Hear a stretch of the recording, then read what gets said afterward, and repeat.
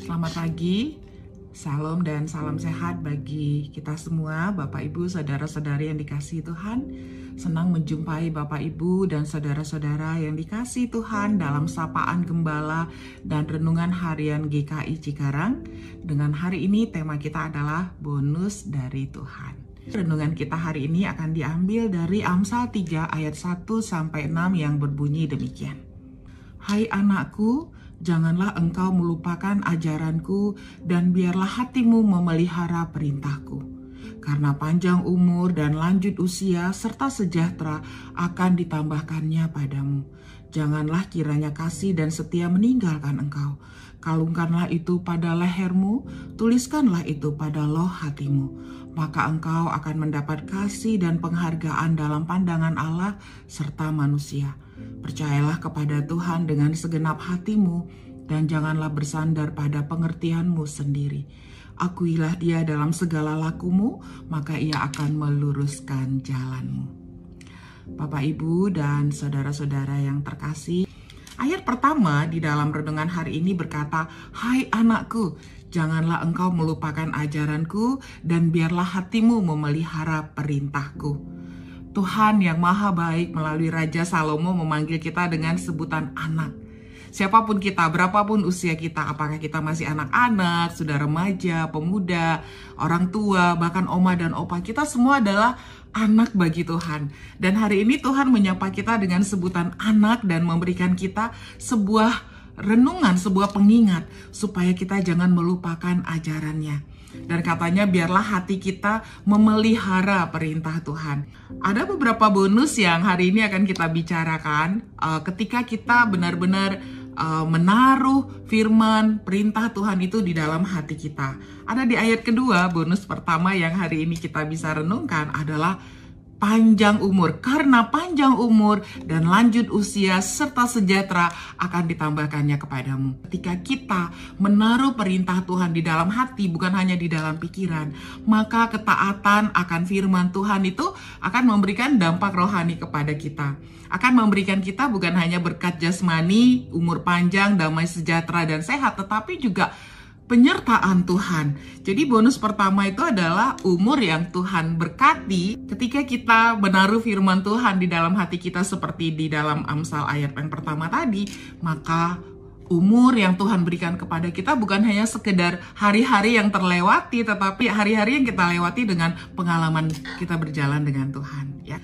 Ayat yang ketiga berkata, janganlah kiranya kasih dan setia meninggalkan engkau. Kalungkanlah itu pada lehermu, tuliskanlah itu pada loh hatimu. Wow, di sini kata kuncinya adalah kasih dan kesetiaan ya. Kasih dan kesetiaan adalah nilai-nilai yang sangat penting di dalam kehidupan kita. Di dalam kehidupan orang yang percaya, Tuhan mengajarkan kita untuk kita mengasihi dan juga untuk kita setia. Kita diajak untuk menggunakan kasih dan setia ini sebagai perhiasan. Perhiasan itu sesuatu yang kita pakai ya. Jadi sesuatu yang kita taruh di dalam hati kita. Dimana ketika kasih dan kesetiaan ini berjalan dengan sangat baik, maka akan ada bonus yang Tuhan berikan kepada kita ya. Ketika kasih dan kesetiaan menjadi gaya hidup kita dan itu memancar di dalam kehidupan kita secara natural, maka bonusnya adalah hubungan-hubungan yang sehat ya, kepercayaan dari orang-orang yang ada di dalam kehidupan kita. Karena kasih, tentu teman-teman tahu ya, ketika kita mengasihi, maka di situ juga ada pengampunan, ada hati yang memberi, ada hati yang memberi waktu, memberi tempat, memberi banyak hal. Dan ketika kita menaruh kasih dalam setiap hubungan, baik itu di dalam rumah tangga, di dalam hubungan kita dengan Tuhan, di dalam hubungan kita dengan sahabat-sahabat kita, di dalam pekerjaan kita, dan ada integritas, maka di sana katanya apa? Bonusnya ada di ayat keempat. Maka engkau akan mendapat kasih dan penghargaan dalam pandangan Allah serta manusia. Ketika kasih dan kesetiaan ini kita jadikan sebagai gaya hidup kita ya, setia di dalam rumah tangga kita, setia di dalam berintegritas di dalam pekerjaan kita, setia dalam hubungan kita dengan orang tua kita, dengan anak kita, dengan saudara kita, dengan teman sepelayanan. Bukan berarti tanpa masalah ya teman-teman, tapi ketika kasih itu di atas segalanya, maka masalah apapun ketika kasih ada di atas, maka hubungan-hubungan yang retak, mulai tidak baik, itu bisa dipulihkan dengan penyertaan Tuhan.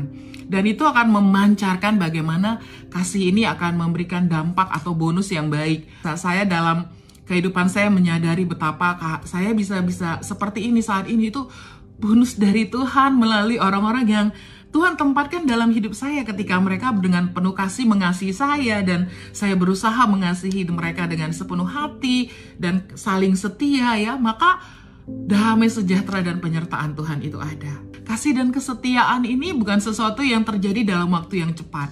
Kasih dan kesetiaan membutuhkan proses dan waktu, melewati badai, melewati air mata, melewati banyak hal. Tapi ketika itu berhasil kita jalani tahap demi tahap ya, katanya setiap musim dalam kehidupan kita, maka kita akan mendapatkan begitu banyak bonus ya.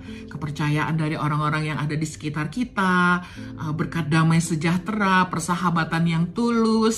Kemudian di ayat yang kelima dikatakan, percayalah kepada Tuhan dengan segenap hatimu dan janganlah bersandar pada pengertianmu sendiri. Bicara tentang percaya kepada Tuhan berarti itu adalah iman yang sejati. Percaya bahwa Tuhan tahu yang terbaik untuk kita, mempercayakan seluruh rancangan-rancangan kita, rencana-rencana kita, seluruh mimpi-mimpi kita, seluruh pekerjaan kita, seluruh hidup kita. Saat kita melepaskan kontrol dalam kehidupan kita, dalam konteks kita melakukan yang terbaik, tapi setelah itu kita serahkan pada Tuhan dan bilang, Tuhan kehendak-Mu lah yang jadi, maka ada bonus yang luar biasa. Bonusnya adalah kita akan mendapatkan damai sejahtera. Di dalam banyak sekali perjalanan hidup saya, ketika saya mendoakan sesuatu atau menginginkan sesuatu, saya minta, Tuhan, kalau memang ini dari Tuhan, bukalah pintu selebar-lebarnya, bukalah kesempatan selebar-lebarnya, seluas-luasnya, sehingga ini boleh terjadi ya, kita boleh punya cita-cita. Tetapi Tuhan, jika ini bukan yang Tuhan kehendaki untuk aku miliki atau aku dapatkan, atau keluarga aku dapatkan, maka berikanlah damai sejahtera seluas-luasnya. Berikanlah damai sejahtera selebar-lebarnya. Sehingga aku bisa menerima bahwa pengertianku bukanlah pengertian Tuhan. Jalanku bukanlah jalan Tuhan. Ayat yang ke-6 bicara, ini ayat yang terakhir, akuilah dia dalam segala lakumu, maka ia akan meluruskan jalanmu. Mengakui Tuhan artinya melibatkan dia dalam semua aspek kehidupan kita. Rumah tangga kita, pelayanan kita, pekerjaan kita, keputusan-keputusan dalam hidup kita, relasi kita, bahkan keuangan kita. Kita mengundang Tuhan untuk ambil bagian dalam seluruh aspek hidup kita dan meluruskan jalan kita, karena kita punya banyak sekali pertimbangan-pertimbangan yang sangat terbatas. Tetapi ketika Tuhan meluruskan jalan kita, maka kita akan diberikan arah yang benar. Semoga pesan yang tadi diawali dengan anakku ya, sebuah pesan yang sangat kuat.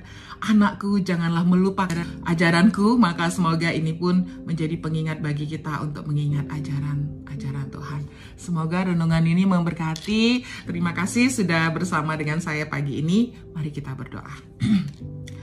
Bapa yang baik, kami bersyukur bahwa di dalam kehidupan kami sebagai anak-anak Tuhan, Tuhan mengingatkan kami untuk terus memegang firman Tuhan di dalam kehidupan kami, untuk mengenakan kasih dan kesetiaan menjadi gaya hidup kami, untuk kami juga membangun hubungan-hubungan yang baik dengan sesama kami, menunjukkan pengampunan dan kasih setia. Terima kasih Tuhan untuk firman-Mu hari ini, betapa begitu banyak bonus yang kami sudah terima dan akan terus kami terima daripada Tuhan, terutama bonus damai sejahtera, bahwa di dalam pergumulan kehidupan kami, apapun yang kami hadapi saat ini, Tuhan tidak pernah meninggalkan kami sendirian.